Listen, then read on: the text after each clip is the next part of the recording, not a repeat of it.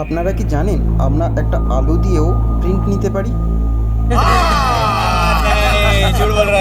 সত্যি আপনারা একটা আলু দিয়ে নিজের বানানো স্ট্যাম্প বানিয়ে যত ইচ্ছা প্রিন্ট নিতে পারেন। এর জন্য চলে যাব রান্নাঘরে এবং সেখান থেকে একটা বড় সাইজের আলু বেছে নেব।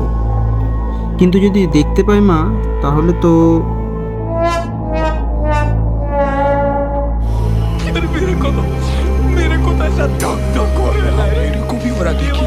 যাই হোক, মা তো দেখতে পায়নি, কিন্তু এবার আলুটাকে নিয়ে চলে এসেছি এবং এটাকে দুটো ভাগে সমান ভাগে ভাগ করে নেব।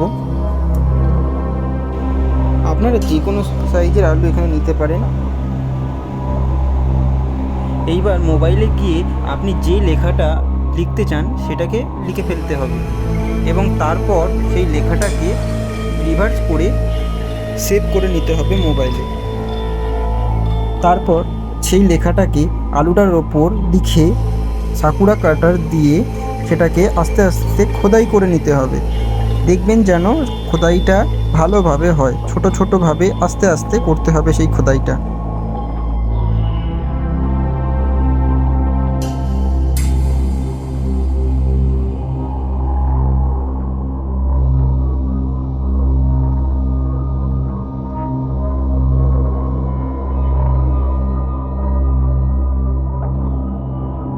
দেখতে পাচ্ছেন আমি লেখাটাকে সুন্দর করে খোদাই করে নিয়েছি।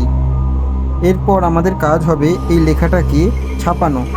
এই ছাপানোর জন্য আমাদেরকে প্রথমে এই লেখাটাকে রঙে চুবিয়ে তারপর কাগজে ছাপাই করতে হবে।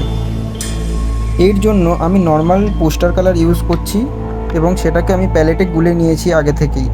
এবার পাতলা করে গোলা এই পোস্টার কালারটাকে আমি আলুর মধ্যে লাগিয়ে দেব এবং সেটাকে ভালো করে দেখতে হবে যেন সেটি সম্পূর্ণ ভর্তি হয়ে যায়। তারপর এটাকে পেপারে রেখে তালু দিয়ে একটু প্রেসার দিলেই এটা কাগজে ছাপাই হয়ে যাবে এবং একটু জোরে প্রেসার দিতে হবে যাতে এটি ভালোভাবে প্রিন্ট হয়।